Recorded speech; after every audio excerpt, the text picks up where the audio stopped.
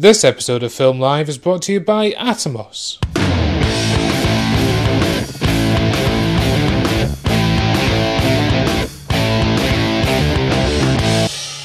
Welcome to the Film Live IBC 2012 show. I'm your host, Ben McNeil. Canon changed the game when they introduced video into their DSLR cameras, but they don't have the controls and the flexibility that a video camera offers. So perhaps they've changed the game again with the introduction of the C100. It's a camera that I'm personally very interested in, and I'm really looking forward to getting a chance to have a play about with it just now.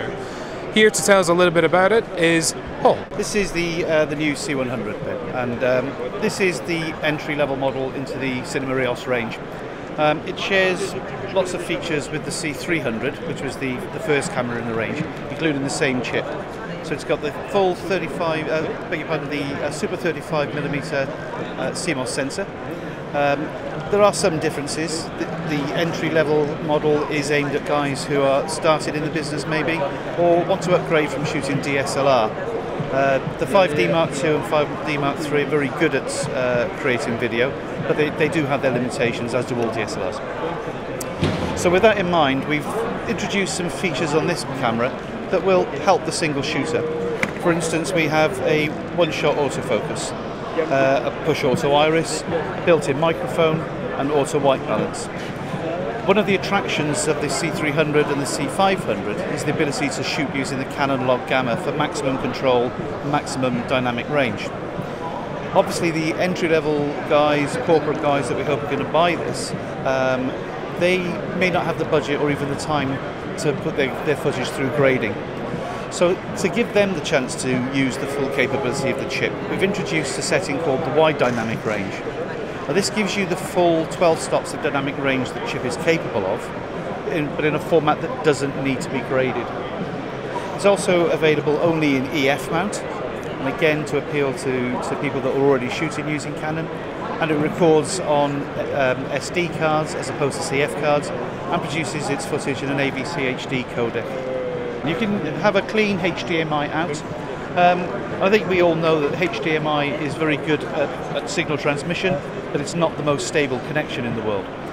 So to get around that, this camera features a lockable HDMI, and with a compatible cable you can screw the cable into the camera. It's not going to guarantee that the thing will fall out, but it'll make it much more difficult to dislodge it accidentally. The expected price point for the EOS C100 will be around €5,650 plus VAT.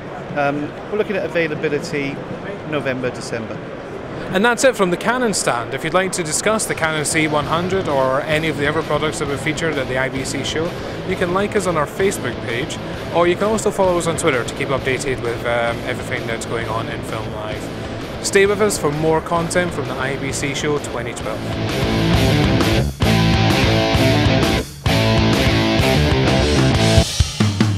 I am a huge fan of the Ninja 2 and Samurai field recorders produced by the technical geniuses here at CMOS. I shoot on an aging Sony Z5 with a Ninja 2, which allows me to bypass the in-camera compression, recording onto glorious Apple ProRes 422 Full HD 220 megabits per second directly onto an inexpensive laptop hard drive. Then I can simply stick the drive into the supply caddy and edit directly off the drive into any editing software.